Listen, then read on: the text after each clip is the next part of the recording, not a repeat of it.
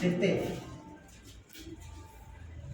आज के क्लास में ऐसे प्रश्नों को हम डिस्कस करेंगे जो कब पूछा गया है 2009 और 2009 में पूछे गए जितने भी दीर्घ उत्तरीय और लघु उत्तरीय प्रश्नोत्तर होंगे उन सब का जो है वो हम लोग क्या करेंगे, तो उन सब का जो है वो हम लोग व्याख्या करेंगे। दीर्घ उत्तरीय और लघु उत्तरीय आ रहा है बढ़िया से, चलो ठीक है।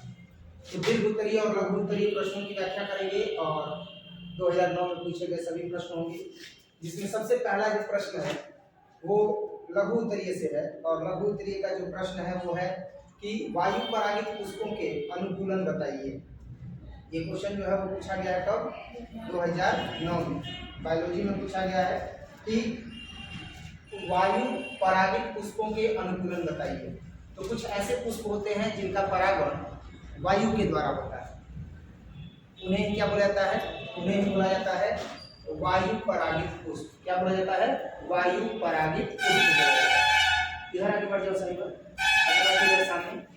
तो वायु परागित पुष्प में क्या होता है, तो कुछ फूलों में परागण की क्रिया वायु द्वारा होती है, जिसे वायु परागण कहते हैं। और ऐसे पुष्प जिनमें वायु द्वारा परागण होता है वायु परागित पुष्प कहते हैं। और वायु परागण पुष्पों के अनुकूलन निम्नलिखित है। तो सबसे पहला क्या है, सबसे पहला है कि ये पुष्प चटकीले तथा भड़कीले नहीं होते हैं। ये पुष्प साधारण होते हैं, ज्यादा चटकीले ज्यादा भड़कीले नहीं होते हैं। जैसे गुलाब का फूल एकदम चटकीला होता है लाल रंग का, ये वैसा नहीं होता है। इसमें मकर ग्रंथियों और सुगंध का अभाव होता है और ये पुष्प छोटे, रंगहीन, गंधहीन और आकर्षणहीन होते हैं। अर्थात ये पुष्प जो होते हैं वो दिखने में तो सुंदर होते हैं लेकिन वो छोटे होते हैं, आकर्षणहीन होते हैं, अर्थात ये आकर्षित नहीं करते हैं किसी को। गंधहीन होते हैं, अर्थात इनके अंदर जो है वह कोई गंध भी नहीं होता है।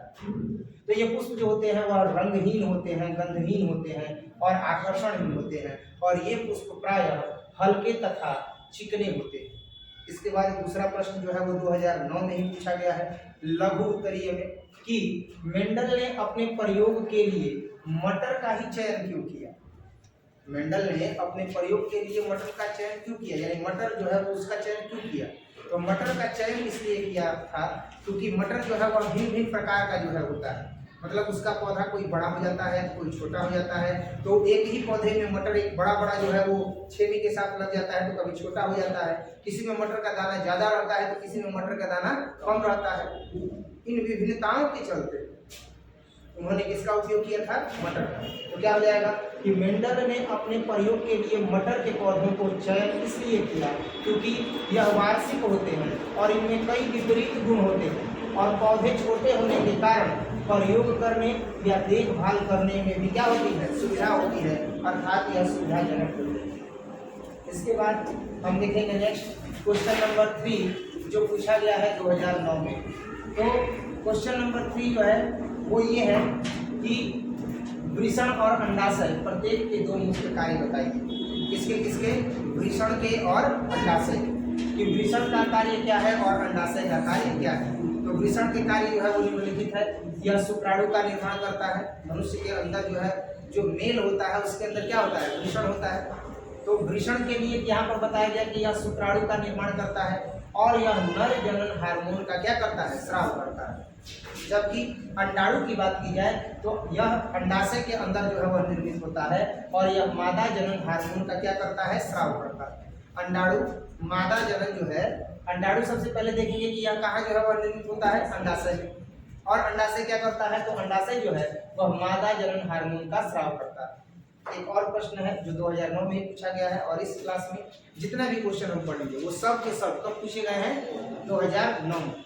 जो लघु उत्तरीय टाइप के होंगे और दीर्घ उत्तरीय टाइप का होगा। क्लियर है। तो अब देखेंगे कि हीमोफीलिया को ब्लीडर्स रोग क्यों कहते हैं। हीमोफीलिया को ब्लीडर्स रोग क्यों कहते हैं। कारण है कि हीमोफीलिया एक लिंग संलग्न रोग है, अर्थात यह एक ऐसा रोग है जो लिंग में होता है। लिंग संलग्न रोग का मतलब हो गया कि यह लिंग में होगा। तो हीमोफीलिया एक लिंग संलग्न रोग है जिसमें रोगी का कोई अंग कट फट जाने पर रक्त स्राव नहीं रुकता है, क्योंकि रक्त जमने की क्रिया नहीं होती है और अतः हीमोफीलिया को ब्लीडर्स रोग कहते हैं। क्योंकि जब कभी भी अगर कट पिट जाएगा तो रक्त का स्राव होता रहेगा, रक्त का थक्का नहीं बनेगा और रक्त गिरना बंद नहीं होगा, इसीलिए इसे क्या कहा जाता है, ब्लीडर्स रोग कहते हैं। क्लियर है। अब देखते हैं नेक्स्ट अगला कि रेस्ट्रिक्शन एंडोन्यूक्लिएज क्या होता है। रेस्ट्रिक्शन एंडोन्यूक्लिएज क्या होता है, तो ये जो होता है वह एंजाइम से पृथक किया गया जो है वो बैक्टीरिया है। कौन? Restriction endonuclease. Restriction endonuclease enzyme से पृथक किया गया, अलग किया गया बैक्टीरिया होता है, जिसे 1963 में क्या किया गया था? अलग किया गया था। तो 1963 में बैक्टीरिया एस्चेरिचिया कोलाई से 2 एंजाइम पृथक किए गए थे, जो जीवाणु भोजी की वृद्धि को क्या कर देते हैं? रोक देते हैं। इसमें से एक एंजाइम डीएनए को काटता है, जिसे प्रतिबंधन एंडोन्यूक्लिएज कहते हैं या प्रतिबंध एंजाइम कहते हैं। जैसे एक है EPO-RI, BAM-HI और HIND-333। यह एंजाइम आनुवंशिक इंजीनियरिंग में डीएनए के पुनर्योगज अणु बनाने में आवश्यक होते हैं। यानी डीएनए का पुनर्योगज अणु अगर बनाना है, डीएनए को पुनर्जोड़ने का अगर अणु बनाना है, तो ऐसी स्थिति में यह एंजाइम जो होता है वो क्या होता है? आवश्यक होता है। इसके बाद जो है वो हम देखेंगे कि डीएनए फिंगर अभिलेख के 2 उपयोग बताए।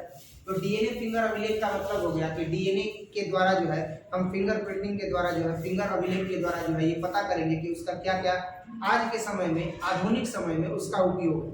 तो इसका जवाब हम दे सकते हैं कि कोई क्रिमिनल है, मान लो हत्या कर दिया, तो क्या करेंगे? उसका पता लगाने में डीएनए फिंगर का जो है वो उपयोग करेंगे।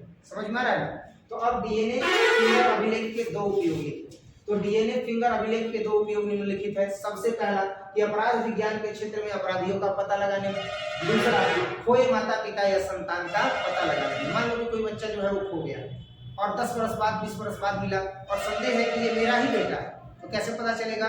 डीएनए अभिलेखन से पता चलेगा। किससे पता चलेगा? डीएनए अभिलेखन से पता चलेगा। नेक्स्ट, उत्तक संवर्धन की परिभाषा देखें। उत्तक संवर्धन क्या होता है? जब किसी उत्तक को माध्यम में रखकर उसकी वृद्धि की जाती है। क्या की जाती है? जब किसी उत्तक को माध्यम में रखकर उसकी वृद्धि की जाती है तो वह पूरा अंग का जो है वह जीव रूप ले लेता है। यानी कि वह उत्तक बढ़ते बढ़ते जो है वह अंग के रूप में, एक जीव के रूप में आता है। इसी प्रक्रिया को उत्तक संवर्धन करते हैं। अब जैसे हमारा शरीर है तो किससे बना है? उत्तकों के समूह से बना है ना। कोशिकाएं हैं, कोशिकाओं के समूह को उत्तक और उत्तक से मिल करके अंग बनता है कि नहीं बनता? तो वही चीज यहाँ पर बताना है कि उत्तक संवर्धन क्या है। उत्तक संवर्धन की परिभाषा दी। जितना भी क्वेश्चन बता रहे हैं जा करके याद कर लेना। इसका नोट्स जो है वो हम टेलीग्राम ग्रुप में सेंड कर देंगे। क्लियर है? टेलीग्राम ग्रुप में वीडियो के साथ ये वीडियो भी जो है वो हम सेंड कर देंगे और इसी के साथ इस नोट्स को भी सेंड कर देंगे। प्रिंट करवा लेना और इसके बाद इसको याद कर लेना। क्लियर है? तो उत्तक संवर्धन की परिभाषा दें। उत्तक संवर्धन क्या होता है भाई? उत्तक में वृद्धि होता है। तो जब किसी उत्तक को माध्यम में रखकर उसकी वृद्धि कराई जाती है तो वह पूरे अंग जो है वो पूरा अंग किसका रूप ले लेता है? जीव रूप ले लेता है। और इसी प्रक्रिया को उत्तक संवर्धन करते हैं। औषधि के क्षेत्र में जैव प्रौद्योगिकी के 2 उपयोग बताइए। औषधि के क्षेत्र में जैव प्रौद्योगिकी के कितने उपयोग बताने हैं? 2 उपयोग जो है वो बताने हैं।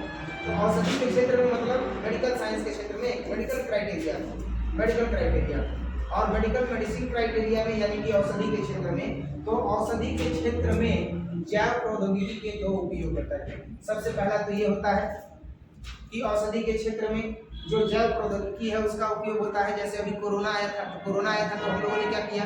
वैक्सीन बनाया। और वैक्सीन क्या होता है भाई? तो वैक्सीन जो होता है वो रोग प्रतिरोधक क्षमता को बढ़ाता है कि नहीं बढ़ाता है? हमारे शरीर के अंदर रोग प्रतिरोधक क्षमता नहीं थी कि वो कोरोना से लड़ सके। कोरोना वायरस से लड़ने की रोग प्रतिरोधक क्षमता नहीं थी, तो इसके लिए वैक्सीनेशन किया गया सभी लोगों का और रोग प्रतिरोधक क्षमता को विकसित किया गया। लेकिन अब यहाँ क्या हुआ? तो अब यहाँ हम देख रहे हैं कि जो जैव प्रौद्योगिकी है उसका उपयोग वैक्सीन के निर्माण में होता है और दूसरा किसमें होता है? दूसरा होता है एंटीबायोटिक बनाने में। मान लो अगर केवल आपको बुखार हो गया और आप केवल बुखार का दवा खा रहे हो, एंटीबायोटिक नहीं खा रहे हो, तो जब आप दवा खाओगे तो बुखार उतर जाएगा, लेकिन उसके बाद फिर बुखार हो जाएगा। तो इस बुखार को जड़ से तोड़ने के लिए एंटीबायोटिक का होना जरूरी है। इसलिए डॉक्टर अगर बुखार की दवा देते हैं तो उसके साथ एंटीबायोटिक की भी दवा देते हैं। आप घाव सूखने की दवा मांगते हो या दर्द हो रहा है तो वो तो देते ही हैं, लेकिन साथ ही साथ क्या देते हैं? एंटीबायोटिक देते हैं। तो जैव प्रौद्योगिकी में इसका जो है वह उपयोग क्या होता है? तो दवा के क्षेत्र में जैव प्रौद्योगिकी का जो उपयोग है वह निम्नलिखित है। प्रतिजैविक मतलब एंटीबायोटिक्स के निर्माण में। टीका मतलब वैक्सीन के निर्माण में। जैसे हम लोग कहते हैं पोलियो का टीका, कहते हैं ना। जन्मजात रोग की परिभाषा दें। तो जन्मजात रोग क्या होता है भाई? बच्चा जन्म लिया और जन्म से उसको रोग है, तो एक ऐसा रोग जो जन्म से ही है उसको क्या कहा जाएगा? तो जन्मजात रोग। 2009 में कितना साधारण प्रश्न पूछा है। और आपको क्या लगता है कि 2009 से लेकर के 2022 तक का सारा क्वेश्चन का अगर डिस्कशन हम लोग कर लेंगे तो कुछ बाकी रह जाएगा? कुछ बाकी रहेगा? जा करके केवल और केवल पढ़ना है। समझ में आया? साथ ही साथ नोट्स में जो इंपॉर्टेंट टॉपिक्स है उसको भी देखना है, लेकिन प्रीवियस ईयर के क्वेश्चंस को तो एकदम देख लेना है। समझ में आया? और नोट्स को भी देखते रहना है। तो जन्मजात रोग की परिभाषा देख, कितना साधारण जो है वो प्रश्न है कि वैसे रोग जो जन्म से ही हो उसे क्या कहते हैं? जन्मजात रोग कहते हैं। जैसे कि अंधापन, जैसे कि बहरापन। समझ में आ रहा है? नेक्स्ट, कुछ वन्य जीवों के विलुप्तता के 2 कारण बताइए। वन्य जीवों के विलुप्तता के 2 कारण क्या हो सकते हैं? भाई वन्य जीव कहाँ रहते हैं? वन में रहते हैं। और वन को ही आज मानव क्या कर रहा है? काट रहा है और खेती योग्य भूमि बना रहा है, विकास की राह पर अग्रसर है, बिल्डिंग बना रहा है। तो जब वन काट देंगे तो वहां का जीव जंतु रहेगा? आपका ही घर सब बार सब छीन लिया जाए तो आप जीवित रहेंगे? संघर्ष करेंगे ना फिर, और संघर्ष करते करते क्या हो जाएंगे? मर जाएंगे। समझ में आ रहा है? 55 वर्ष 60 वर्ष तक आदमी संघर्ष करता है तो एक मकान बनाता है। बनाता है कि नहीं बनाता? तो फिर अगर घर द्वार सब छीन लिया जाए तो आप क्या कीजिएगा? फिर से ना संघर्ष कीजिएगा। तो संघर्ष करते करते फिर उतना समय न लगेगा तब ना मकान बनेगा। बनेगा कि नहीं बनेगा? तो उस स्थिति में संघर्ष करते करते मृत्यु हो जाती है। दूसरा, शिकार कर लिया जाता है। अगर हिरन है तो हिरन को क्या कर दिया जाता है? मार दिया जाता है। शेर है, शेर को मार दिया जाता है। बाघ है, बाघ को मार दिया जाता है उसके खाल को बेचने के लिए। गेंडा है तो उसके सींग को काट दिया जाता है, क्योंकि गेंडा के सींग से जो है वो सेक्स पावर बढ़ाने वाली मेडिसिन बनती है। तो यूरोपीय देशों में उसका क्या होता है? बहुतायत मात्रा में जो है वो कह सकते हैं कि स्मगलिंग होता है। अब तो उस पर रोक लग चुका है। तो इस प्रकार से हम देखते हैं कि आखिर ये वन्य जीव विलुप्त क्यों हो गए? वनों की कटाई के कारण और उनके शिकार के कारण। जवाब होगा कि कुछ वन्य जीवों के विलुप्तता के 2 कारण हैं, वनों की कटाई और अवैध शिकार करना। जीन अभियांत्रिकी की परिभाषा दें। जीन अभियांत्रिकी में क्या होता है?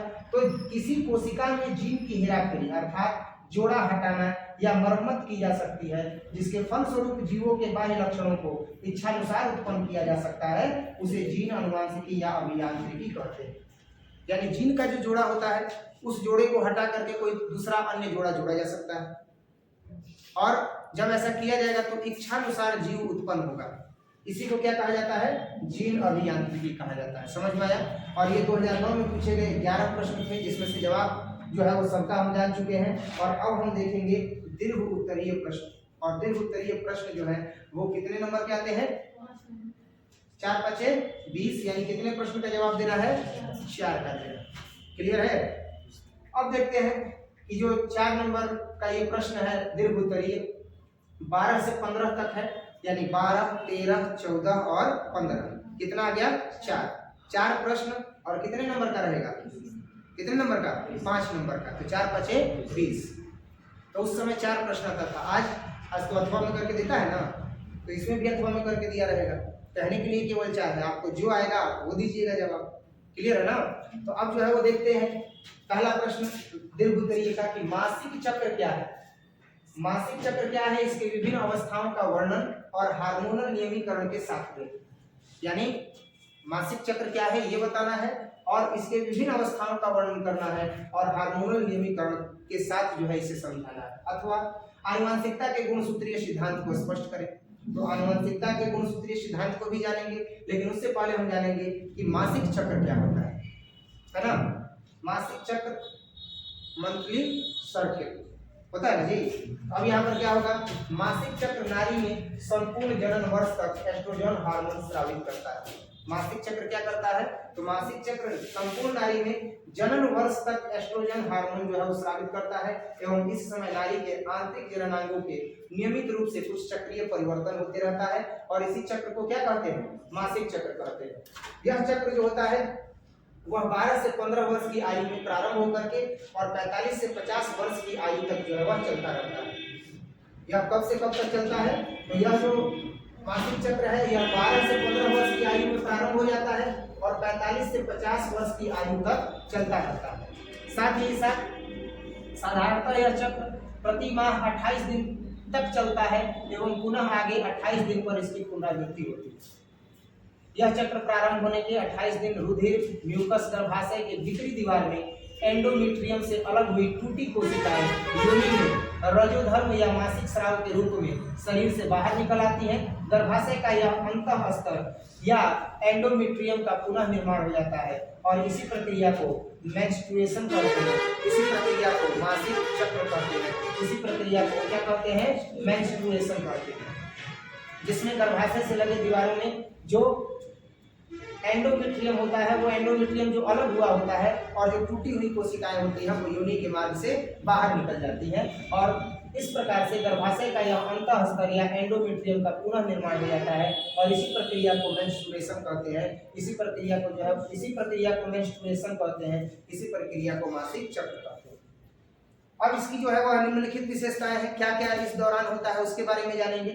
तो प्रत्येक रजोधर्म चक्र में या प्रत्येक रजोधर्म में हर 28 दिन में एक अंडा परिपक्व होकर के निकलता है और रजो चक्र का आरंभ रज प्रवाह होता है, जिसके दौरान गर्भाशय का कोशिकीय स्तर टूट करके बाहर निकलता है और उसके साथ साथ रक्त प्रवाह होता है। यह प्रक्रिया 3 से 4 दिन तक लगातार चलती रहती है।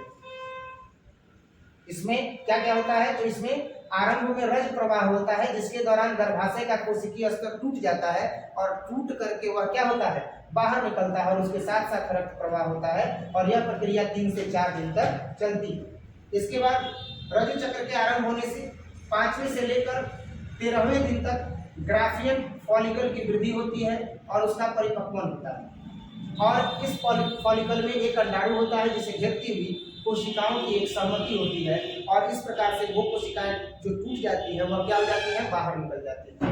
ग्राफियन फॉलिकल से एक हार्मोन एस्ट्रोजन निकलता है। कौन सा हार्मोन निकलता है?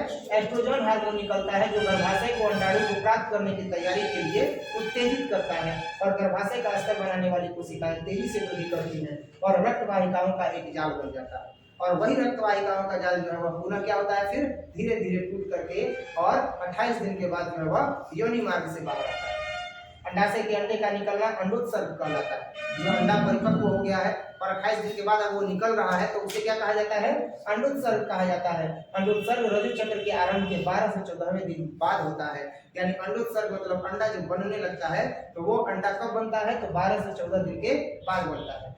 ग्राफियन फॉलिकल फूट करके अंडा बनता है और फूटे फॉलिकल की कोशिकाएं कॉर्पस ल्यूटियम का रूप लेती हैं, जिससे प्रोजेस्टेरोन का स्राव निकलता है। अंडा फैलोपियन नलिका से होते हुए 13वें या 14वें दिन गर्भाशय में पहुंचता है, जहां वह 16वें दिन तक यानी 4873 घंटे तक, कितना?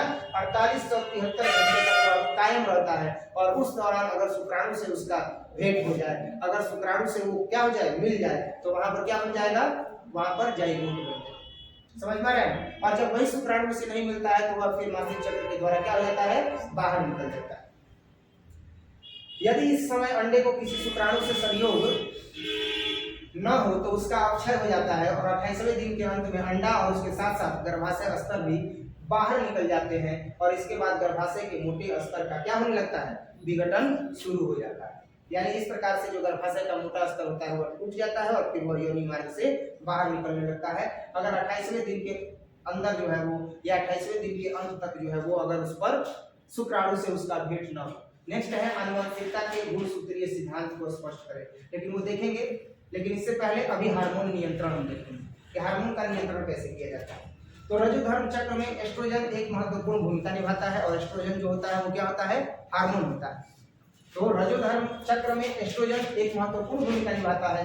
रजोधर्म रुकने के बाद अंड पुट्टिकाएं विकसित होने लगती हैं तथा एस्ट्रोजन जो होता है उसका स्राव बढ़ जाता है। एस्ट्रोजन का बढ़ता स्तर एंडोमेट्रियम को मोटा करता है और इसमें रक्त वाहिनियां और एंडोमेट्रियल ग्रंथि अधिक होती है। FSH का बढ़ता स्तर अंडाशय पुट्टिकाओं की वृद्धि को प्रेरित करता है, अर्थात अंडाशय पुट्टिकाएं जो होती हैं, जो अंड को घेरे रखती है अंडाशय पुट्टिकाएं, उसको वह बढ़ाता है और एस्ट्रोजन का निर्माण करता है।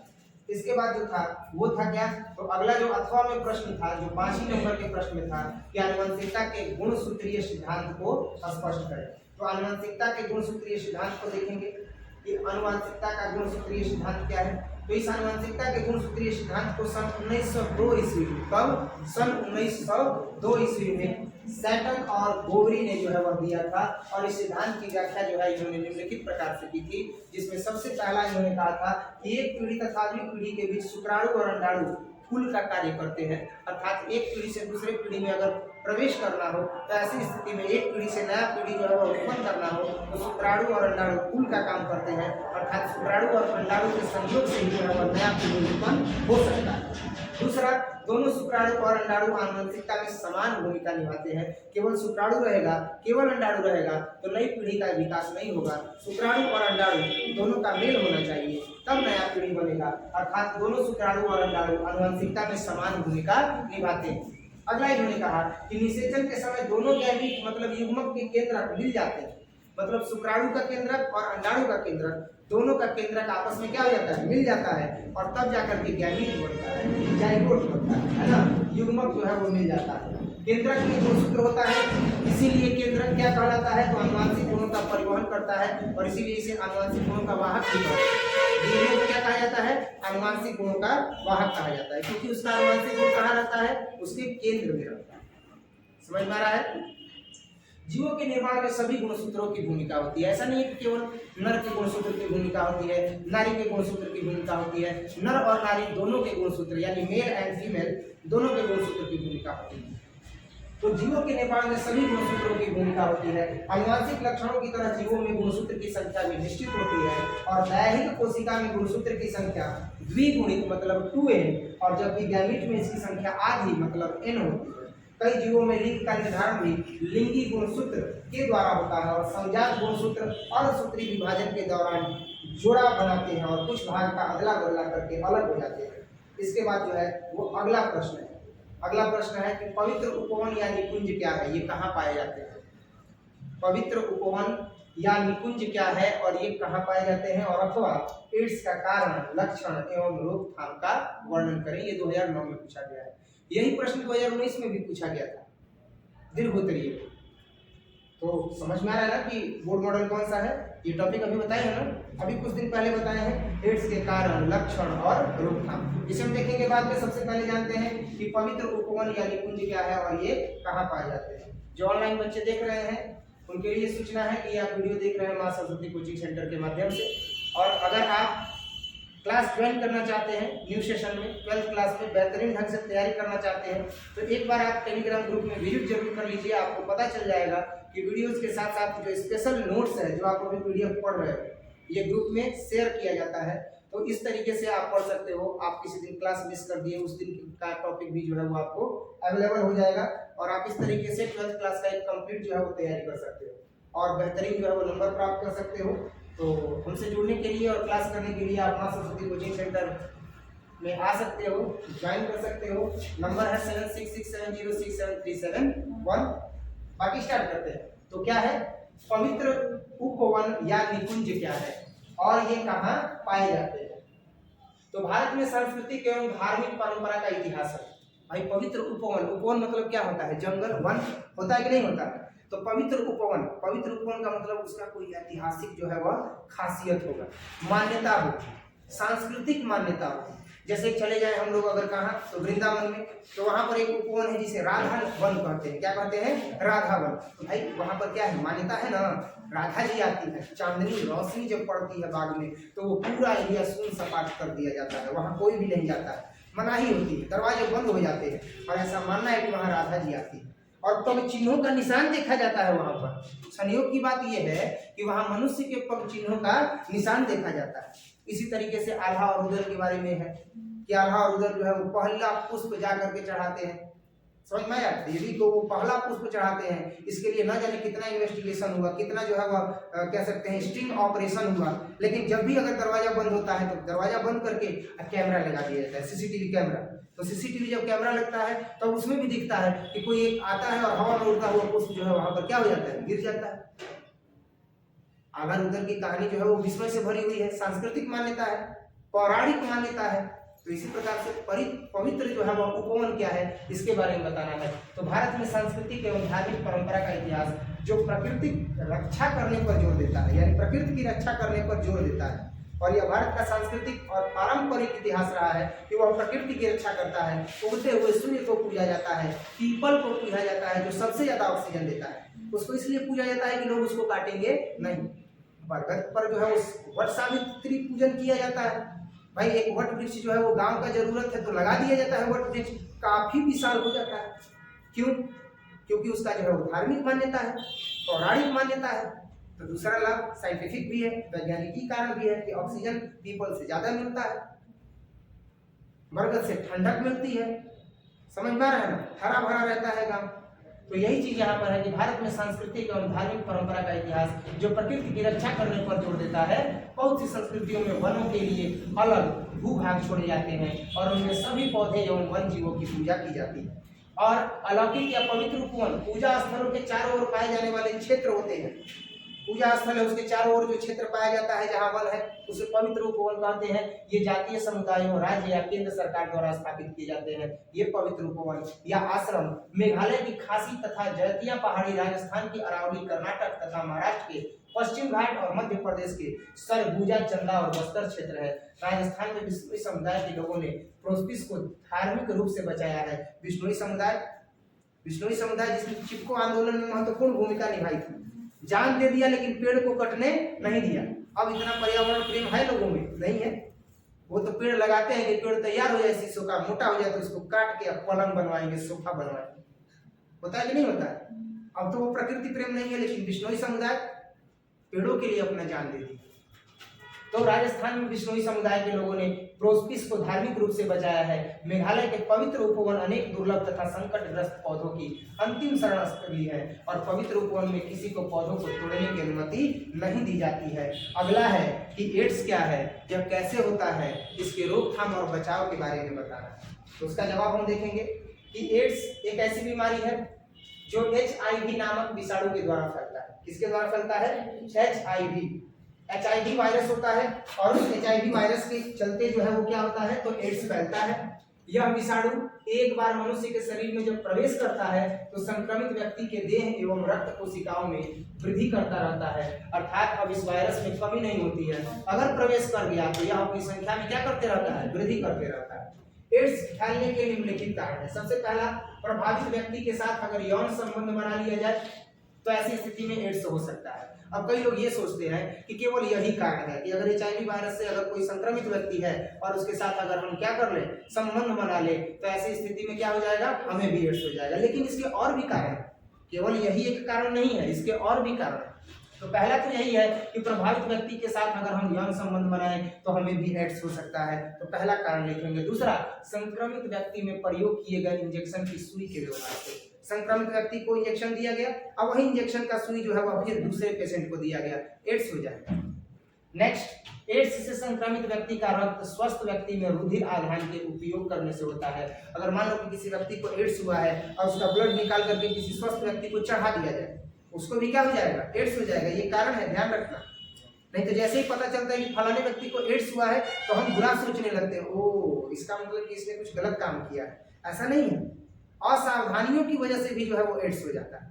हाँ, लेकिन प्रमुख कारण तो यही है कि प्रभावित व्यक्ति के साथ यौन संबंध बनाने से, इसके बाद संक्रमित व्यक्ति में प्रयोग किए गए इंजेक्शन के सुई के व्यवहार से, एड्स से संक्रमित व्यक्ति का रक्त स्वस्थ व्यक्ति में रुधिर आधान में उपयोग करने से, और इसके बाद संक्रमित गर्भवती महिला के भ्रूण में जाकर गर्भस्थ शिशु को संक्रमित भी कर देता है।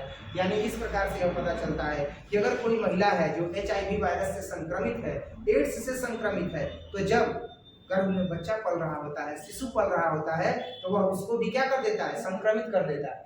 एड्स बीमारी के लक्षण क्या है भाई? तो एड्स बीमारी के निम्नलिखित लक्षण है। सबसे पहला लक्षण, अधिक दिनों तक बार बार पेट का खराब होना। अधिक दिनों तक बार बार पेट क्या होगा, खराब होगा। लसिका ग्रंथियों का फूल जाना, क्रमशः शरीर का वजन कम हो जाना, बीच बीच में बीमार होना तथा यत्र तत्र त्वचा पर घाव होना, कम काम करने पर भी थकान महसूस करना और धीरे धीरे स्मरण शक्ति का क्या हो जाना, कम हो जाना। लेकिन अब जब ये लक्षण हम देख लिए तो आखिर एड्स को रोकने का कुछ उपाय होगा ना, होगा कि नहीं होगा? तो एड्स रोग को रोकने का उपाय क्या है भाई? केवल और केवल सावधानी। सावधानी बरतेंगे तो एड्स से बचे रहेंगे, सावधानी नहीं बरतेंगे तो एड्स होना ही होना है। और एड्स लाइलाज बीमारी है, इसका बीमारी का आज तक कोई इलाज नहीं है, जा नहीं जाता है। नेक्स्ट, एड्स बीमारी के रोकथाम के उपाय। तो एड्स बीमारी के रोकथाम के उपाय निम्नलिखित हैं। अनैतिक यौन संबंधों से अपने आप को दूर रखें। अपने आप को अनैतिक यौन संबंध से क्या रखना चाहिए, दूर रखना चाहिए। यौन संबंध तो बनाना ही नहीं चाहिए। उसके लिए एक निश्चित जो है वह क्या है, उम्र सीमा है, जहाँ पर आपका विवाह हो जाए तो वो एक अलग चीज होता है। लेकिन आज का जो परंपरा है, आज का जो संस्कृति है, आज का जो युवा है भ्रष्ट हो चुका है, रेड लाइट एरिया तक जो है वो विजिट करता है। ऐसा सब काम नहीं करना चाहिए, तब आप एड्स से बचे रहेंगे। अनैतिक यौन संबंधों से अपने आप को क्या रखना चाहिए, दूर रखना चाहिए। दूसरा क्या है कि जरूरतमंद व्यक्ति के लिए चढ़ाया जाने वाला रक्त HIV विषाणु से क्या होना चाहिए, मुक्त होना चाहिए। ध्यान देना है कि जो ब्लड चढ़ रहा है वो HIV से संक्रमित तो नहीं है। अगर संक्रमित हुआ तो व्यक्ति भी क्या हो जाएगा, HIV से संक्रमित हो जाएगा, क्योंकि अब उसके अंदर रक्त किसका आ गया, HIV का आ गया। केवल एक बार प्रयोग में आने वाले सुई का ही प्रयोग करना चाहिए। दूसरे व्यक्ति द्वारा व्यवहार शेविंग रेजर, टूथब्रश आदि का व्यवहार कभी नहीं करना चाहिए। कभी भी अगर कोई व्यक्ति अपना रेजर यूज कर रहा है तो उस रेजर का जो है वह उपयोग आपको नहीं करना चाहिए। इसीलिए डिफेंस में जब आप जाओगे तो हर व्यक्ति अपना अपना अलग अलग रेजर जो है वह उपयोग करता है।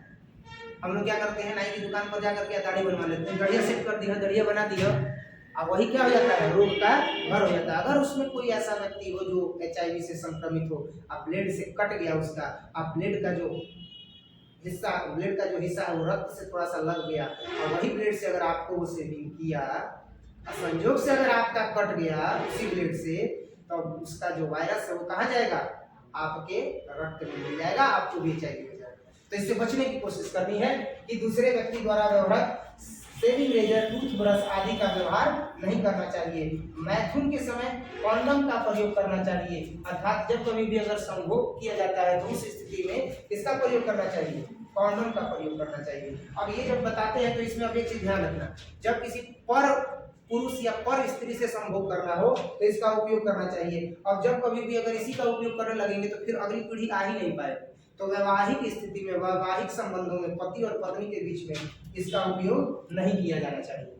समझ में आया? अगर ये है कि नहीं हमको 2 वर्ष 3 वर्ष तक जो है वो बच्चा नहीं चाहिए, हम जो है वो प्रेगनेंसी पीरियड से अभी नहीं गुजरना चाहते हैं, हम मेंटली प्रिपेयर नहीं है, फिजिकली प्रिपेयर नहीं है, तो ऐसी स्थिति में इसका उपयोग करना चाहिए। हर समय इसका उपयोग नहीं करना चाहिए। लेकिन अगर किसी दूसरे से होता है तो ऐसी स्थिति में जो है वो इसका उपयोग करना चाहिए। तो मैथुन के समय जो है वह कॉन्डोम का प्रयोग करना चाहिए, और दूसरे से भी नहीं करना चाहिए। ज्यादा से ज्यादा क्या करना चाहिए, तो अपने आप को यौन संबंधों से क्या रखना चाहिए, दूर रखना चाहिए।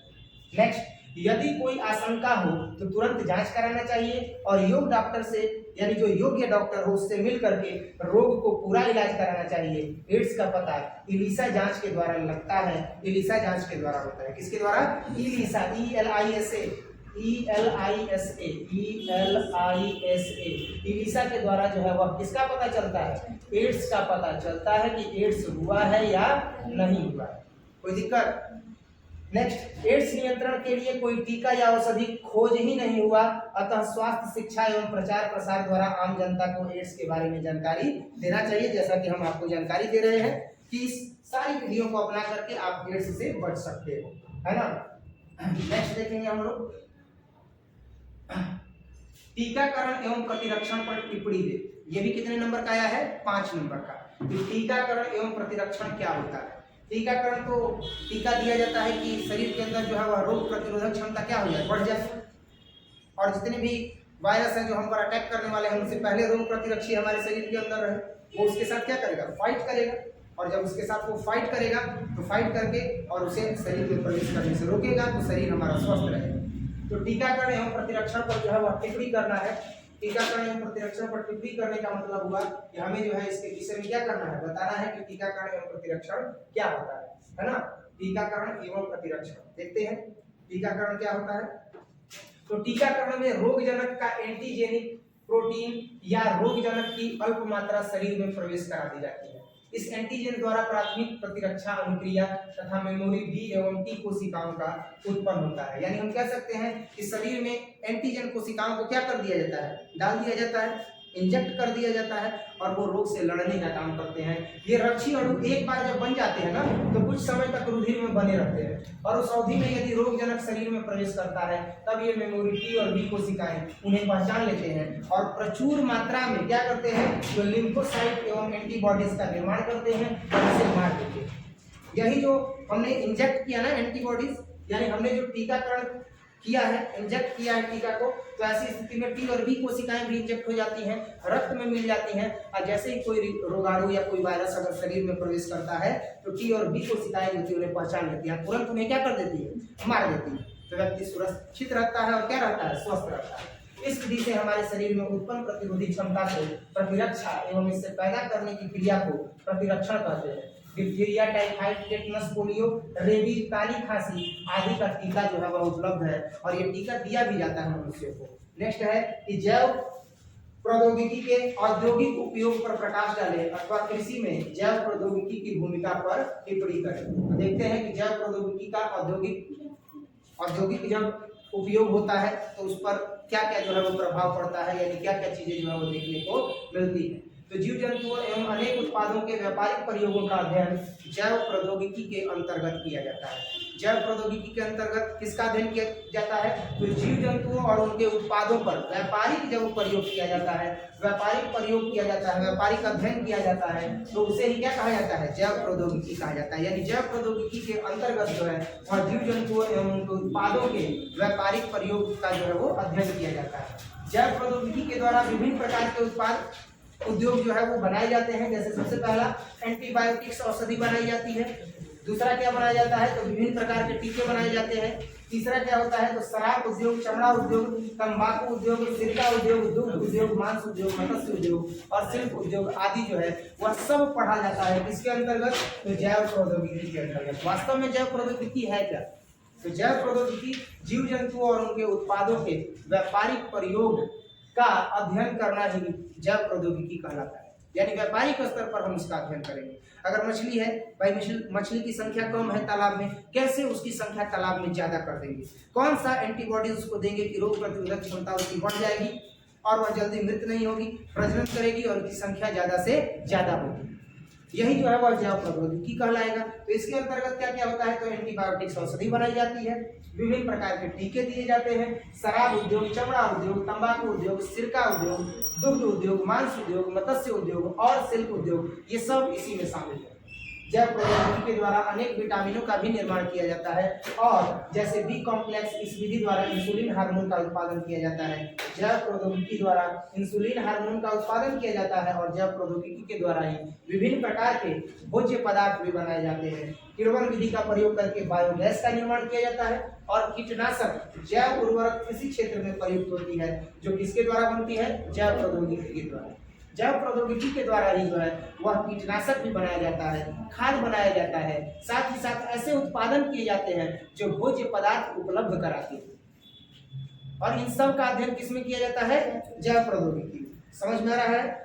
अब यहाँ पर हम देखते हैं कि किण्वन विधि का प्रयोग बायोगैस के निर्माण के लिए किया जाता है। क्वेश्चन पूछता है, बिहार बोर्ड के एग्जामिनेशन में क्वेश्चन पूछा जाता है कि बायोगैस का निर्माण किस विधि द्वारा होता है, किण्वन विधि द्वारा होता है। किसके अंतर्गत होता है, जैव प्रौद्योगिकी के अंतर्गत होता है।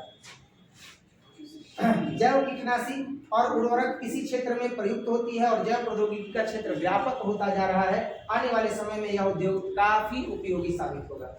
नेक्स्ट, जो अथवा में हमने देखा था, दूसरा प्रश्न क्या था कि कृषि में जैव प्रौद्योगिकी की भूमिका पर क्या लिखें, टिप्पणी लिखें। तो जैव प्रौद्योगिकी जब कृषि में आएगा तो कृषि का उत्पादन बढ़ जाएगा कि घट जाएगा, बोलिए, बढ़ेगा कि घट जाएगा। ठीक है, देखते हैं। तो कृषि के क्षेत्र में जैव प्रौद्योगिकी की भूमिका महत्वपूर्ण है। जैसे जैव उर्वरक इतने सूक्ष्म जीवाणुओं के कुछ समूह आते हैं जो मिट्टी और पौधों में नाइट्रोजन की आपूर्ति करते हैं। जैसे ही जैव प्रौद्योगिकी होता है तो जैव प्रौद्योगिकी के अंतर्गत कीटनाशक का उपयोग किया जाता है, उर्वरक खाद का उपयोग किया जाता है, उत्पादन किया जाता है। तो जब कीटनाशक हो जाएगा तो कीटनाशक का प्रयोग करेंगे तो सारा कीटाणु मर जाएगा, तो फसल सुरक्षित। उर्वरक चाहिए, खाद चाहिए, खाद दे देंगे तो फसल का उत्पादन बढ़ जाएगा। तो ऐसी स्थिति में उत्पादन क्या हो जाता है, कृषि बढ़ जाता है। तो कृषि के क्षेत्र में भी जैव प्रौद्योगिकी की भूमिका महत्वपूर्ण है। जैसे जैव उर्वरक इसमें सूक्ष्म जीवाणुओं, किसको, सूक्ष्म जीवाणुओं के कुछ समूह आते हैं जो मिट्टी और पौधों में नाइट्रोजन की आपूर्ति करते हैं। जैसे rhizobium, Clostridium, Azotobacter, anabaena, non stock आदि। जैव खाद इसके अंतर्गत मल, मूत्र, गोबर, पौधे का सड़ा गला भाग आदि आते हैं। और जैव कीटनाशी क्या करते हैं, तो ट्राइकोडर्मा नामक कवकों में कोट राधि जो है वह गुण पाया जाता है, यानी कोट रोधी जो है वह गुण पाया जाता है। और बीटी बैक्टीरिया में भी कीट रोधी गुण होते हैं। थोड़ा सा शांति बनाए रखिए क्योंकि आपका एक्टिविटी डिस्टर्ब कर रहा है। जैसे ही ये कंप्लीट होगा तो इसके बाद आपका ही क्लास चलेगा। अगर आ गए हैं तो शांति से बैठो, एक बार नहीं कई बार बताएं। जैव कीटनाशी ट्राइकोडर्मा नामक कवकों को क्या करता है, तो कीट रोधी के रूप में जो है वह गुण बनाता है और वह पाया जाता है। बीटी बैक्टीरिया में भी कीट रोधी गुण होता है। बीटी बैक्टीरिया कीट रोधी गुण होता है, मतलब कि कीटों को वो क्या करता है, अवरोधित करता है और फसलों को सुरक्षित करता है। गैंडूसिया मछली मलेरिया के मच्छरों के लार्वा को क्या कर जाती है, खा जाती है। और इस प्रकार जैव प्रौद्योगिकी के द्वारा कीटनाशी तैयार होते हैं। जो कीट भक्षी होते हैं वो तैयार होते हैं, जो पर्यावरण प्रदूषण नहीं करता है। परजीवी फसल जैव प्रौद्योगिकी के द्वारा फसलों में अच्छे गुण वाले जीवों को प्रवेश करा करके उन्नत किस्म के फसलों को तैयार किया जाता है और ऐसे फसल को परजीवी फसल कहते हैं। जैसे बीटी क्या है, तो कपास है, बीटी बैंगन है, गोल्डन राइस है इत्यादि। इस प्रकार कृषि के क्षेत्र में भी जैव प्रौद्योगिकी का व्यापक प्रयोग हुआ है और इस व्यापक प्रयोग का परिणाम ये हुआ है कि कृषि का उत्पादन क्या हो गया है, बढ़ गया है। अर्थात कृषि की उत्पादक जो है वो क्या हो गई है, वृद्धि में तब्दील हो गई है, जो फसलों के उत्पादनों को बढ़ाने के साथ साथ पर्यावरण प्रदूषण को नियंत्रित भी करता है। और आज की क्लास में हम लोगों ने देखा है प्रीवियस ईयर क्वेश्चन जो पूछा गया है बायोलॉजी में, लघु उत्तरीय और दीर्घ उत्तरीय। आपको पता भी है कि एक तो ऑप्शनल आता है और इसके बाद लघु उत्तरीय पूछा जाता है और दीर्घ उत्तरीय। तो लघु उत्तरीय और दीर्घ उत्तरीय 2009 में जो पूछा गया प्रश्न है उसके बारे में हम लोगों ने डिस्कस किया है। और डेली एक साल का जो है वो लघु उत्तरीय और दीर्घ उत्तरीय हम लोग क्या करेंगे, डिस्कस करेंगे। इसका नोट्स टेलीग्राम ग्रुप में भी रहेगा। बाकी जो ऑनलाइन देख रहे हैं, अगर वीडियो अच्छा लगा हो तो वीडियो को लाइक कीजिएगा, चैनल को सब्सक्राइब कीजिएगा और अपने फ्रेंड तक जरूर शेयर कीजिएगा ताकि वो लोग भी लाभान्वित हो सके और बेहतरीन ढंग से तैयारी कर सके। बाकी मिलते हैं अगले वीडियो में, तब तक के लिए जय हिंद।